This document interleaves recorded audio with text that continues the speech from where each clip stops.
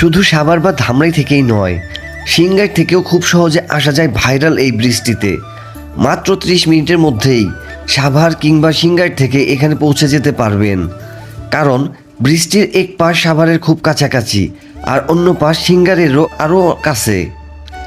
তাই যারা কাছাকাছি কোথাও একটু ঘুরতে যেতে চান তাদের জন্য এটি হতে পারে একটি পারফেক্ট স্পট। তো বলুন, আপনাদের মধ্যে কে কে ইতিমধ্যে এখানে ঘুরতে এসেছেন অবশ্যই কমেন্ট করে জানাবেন। আর কিভাবে সাভার, সিংগাইর কিংবা ধামরাই থেকে এখানে আসবেন তার পুরো বিস্তারিত থাকছে আজকের এই ব্লগে।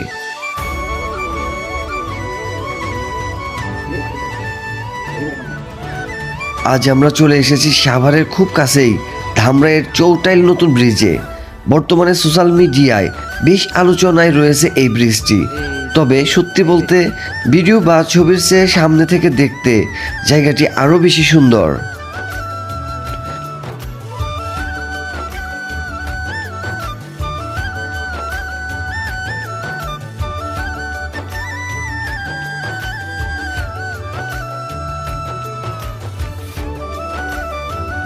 চৌটাইল নতুন ব্রিজটি ধামরাই উপজেলার জয়পুরা ইউনিয়নের কুল্লা আড়ালিয়া সড়কের চৌটাইল গ্রামে অবস্থিত।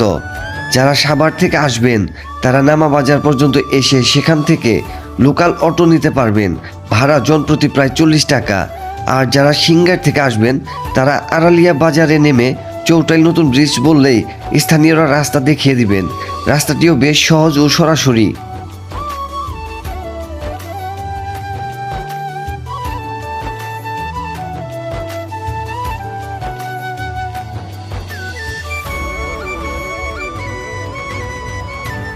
আর যেহেতু ব্রিজটি ধামরাইয়ে অবস্থিত তাই ধামরাই থেকেও খুব সহজেই আসা যায়।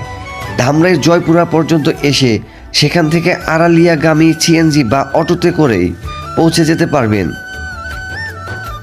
আমরা এসেছিলাম দুপুরের দিকে, তখন রোদ বেশ তীব্র ছিল এবং পুরো এলাকাও অনেকটা ফাঁকা ছিল।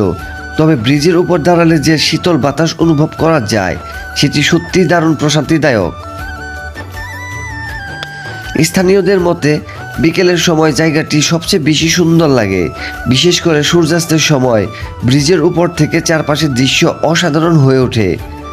চারদিকে খোলা প্রকৃতি, নিরিবিলি পরিবেশ আর মায়াবী সুন্দর রাস্তা, সব মিলে এটি হতে পারে পরিবার, বন্ধু বান্ধব কিংবা প্রিয়জনদের সঙ্গে ছোট্ট একটি বিকেল কাটানোর চমৎকার জায়গা।